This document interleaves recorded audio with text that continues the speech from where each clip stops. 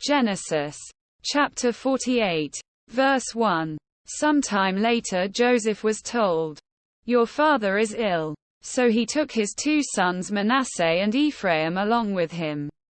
Verse 2. When Jacob was told, "Your son Joseph has come to you," Israel rallied his strength and sat up on the bed.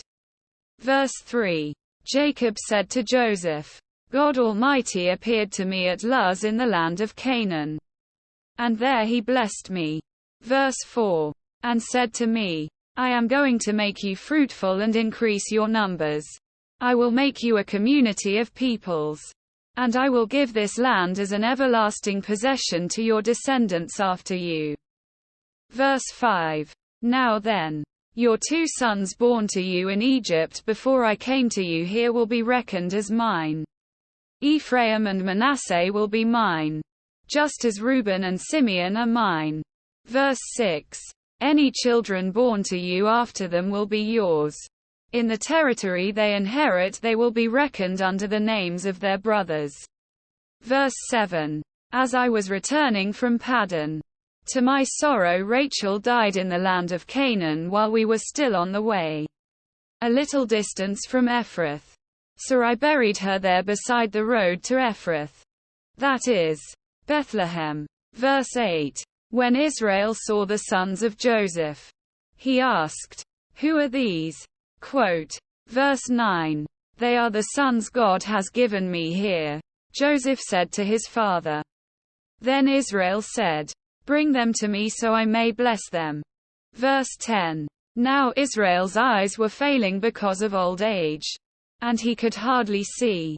So Joseph brought his sons close to him, and his father kissed them and embraced them. Verse 11. Israel said to Joseph, "I never expected to see your face again. And now God has allowed me to see your children too." Verse 12.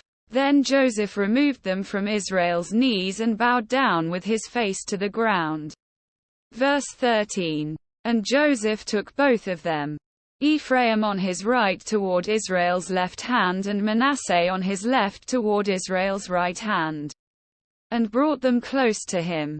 Verse 14.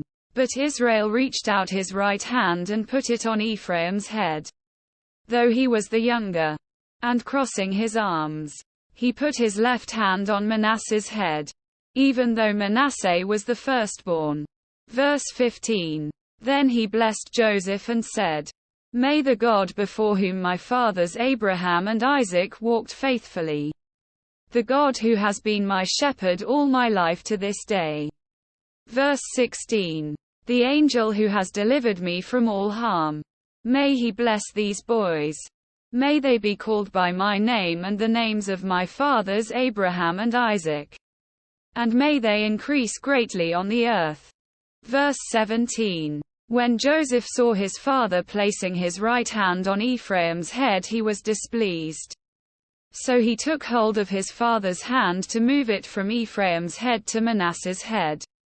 Verse 18. Joseph said to him, "No, my father. This one is the firstborn.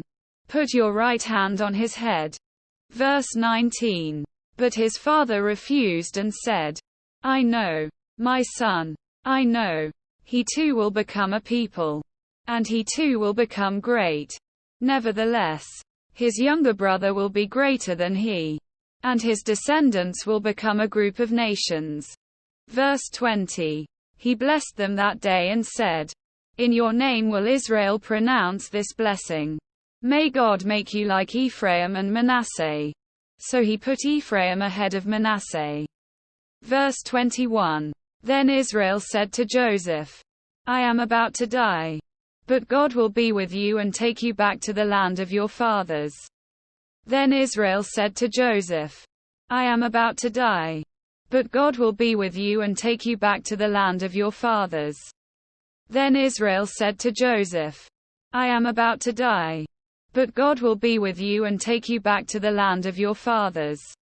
Verse 22. And to you I give one more ridge of land than to your brothers. The ridge I took from the Amorites with my sword and my bow.